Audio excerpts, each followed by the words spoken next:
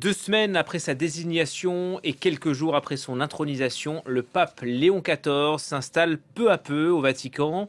En sait-on plus sur ses convictions, sur ses thèmes de prédilection? Comme son prédécesseur, il fustige les excès du capitalisme.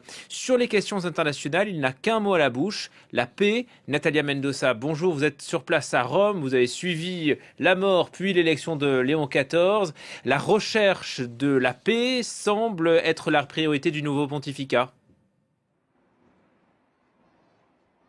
Oui, effectivement, depuis ses premiers instants en tant que pape, quand il s'est présenté au monde depuis la Loggia delle Benedizioni, le balcon central de la basilique Saint-Pierre, la première parole que Léon XIV a prononcée a été la paix désarmée et désarmante, a dit Léon XIV lors de sa première bénédiction. Et depuis, ces appels à la paix dans les différents théâtres de guerre dans le monde ont été un peu le fil conducteur de chacune de ces interventions. On voit clairement la volonté de ce nouveau pape de se poser sur l'échiquier international comme un acteur, une voix légitime en faveur de la pacification, du dialogue, de la résolution des conflits par la voie diplomatique. L'activisme diplomatique du Saint-Siège semble trouver un nouveau souffle avec Léon XIV qui dit vouloir s'appuyer davantage sur son gouvernement, c'est-à-dire la curie romaine et notamment sur la secrétairie d'État qui gère un énorme réseau